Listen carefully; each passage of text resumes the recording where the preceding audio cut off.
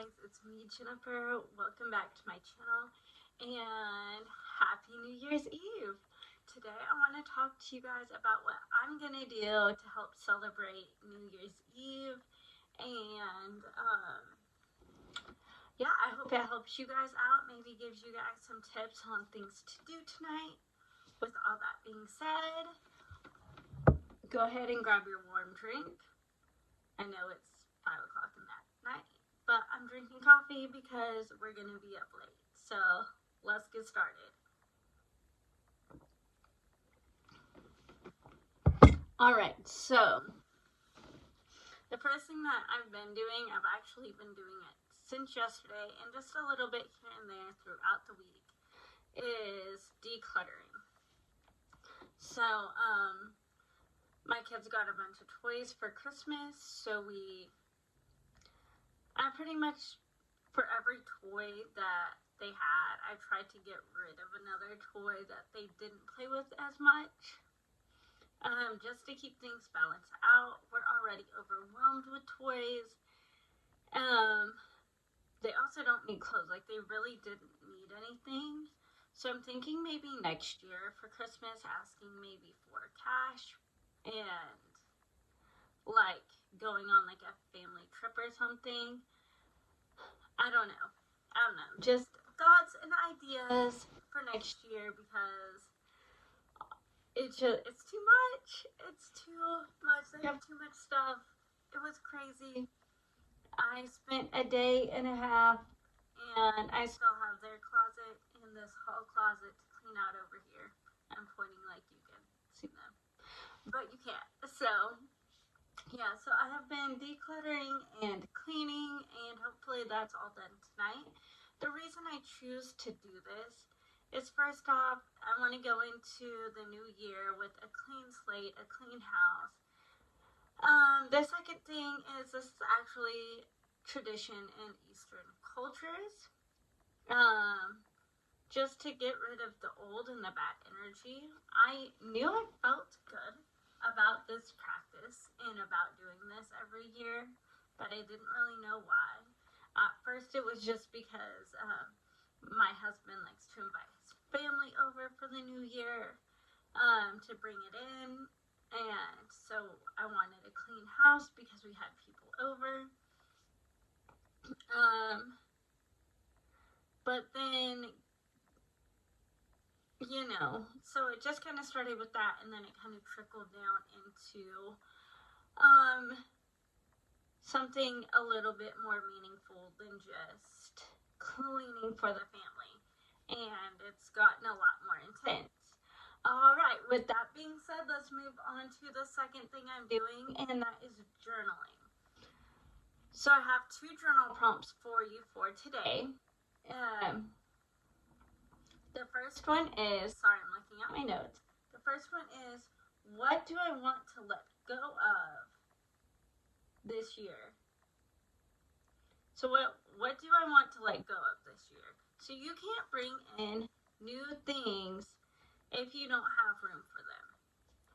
Whether that's mentally, emotionally, physically, whatever, spiritually, you can't do more things than you have time for. You can't bring in more stuff and then not get rid of stuff and expect to have a clean home. And so there are lots of ways you can clutter up your life. And so this question is just to kind of ask what you want to release and let go of so you can bring in those things that you want, which brings us to our second question, and that is, what do I want my life to look like by December 31st, 2023? So, looking forward to next year, you're celebrating and looking back at like all the things you've done. You're looking back at this journal prompt and you're like, oh my gosh, I did this and this and this. And it also helps you set a plan to get there. And before we get into the third thing, which is planning for 2023, I want you to consider these two things while writing it out, because not every year is going to be a good year for you to do everything.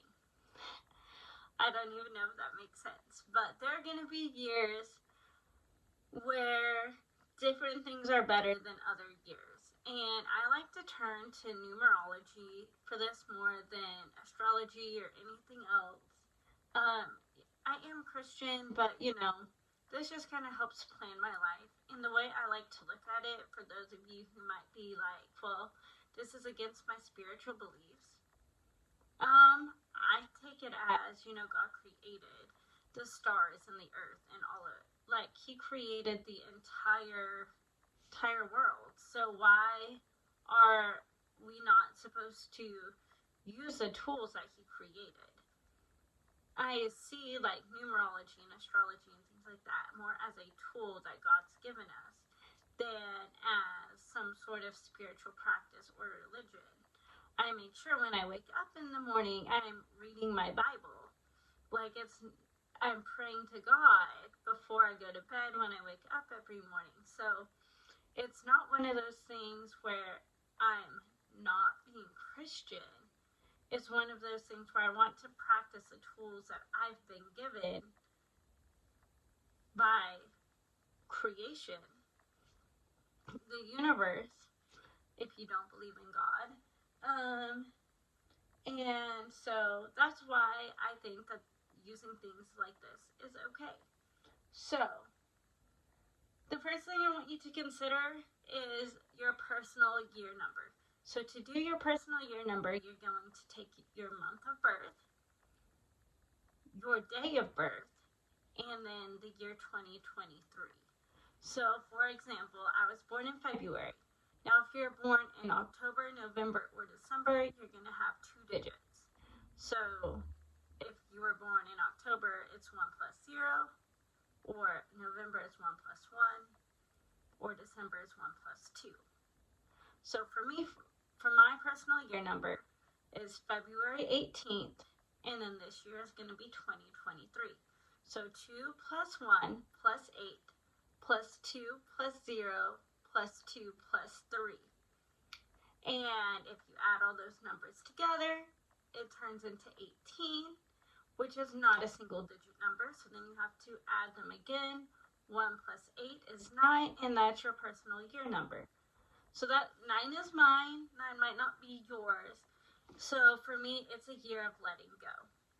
Also, you just add 2023 together, and it gives you the number 7, which is going to be the universal or collective number for everybody.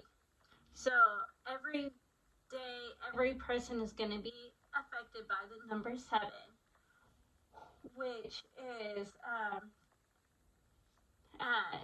represented by 2 things: growing spiritually, and then the truth coming out, or maybe dishonesty being revealed.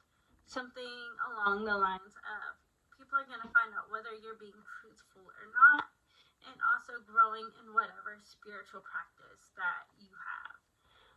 So those are the 2 big themes for everyone this year. And so those are things that I'm going to focus on, and I'll be creating a couple routine videos coming up so you guys can see that. So then I said number 3 was planning for 2023. So I already have all my videos coming out for the next year, what I'm going to post about, and all of that. Is written down. I have everything on my schedule that I know about right now written down, and I know it's going to be more later. Like, I don't expect to have everything figured out and planned out. If you guys saw my Christmas video, it's a very, unknowing time for us, because the place we've had all our holidays the last few years is no longer going to be there. It's going to be somewhere else. So there's a lot up in the air that we don't know this year. So fingers crossed everything goes well. And the last thing on my list that I want to talk about is making a vision board. So I like to do mine on Pinterest or sometimes, and then sometimes I'll copy and paste the images into like Paint or something like that, and then make it like my background on my computer, just so that way I can edit the images and make it more personal to me. But yeah, I like to have a vision board so I can see what I am going to do and my plans are for 2023. So those are the 4 things that I am doing this New Year's Eve to get me ready for 2023. If you're doing other things, tell me in the comments below, and don't forget to like and subscribe. I'll see you next time. Bye.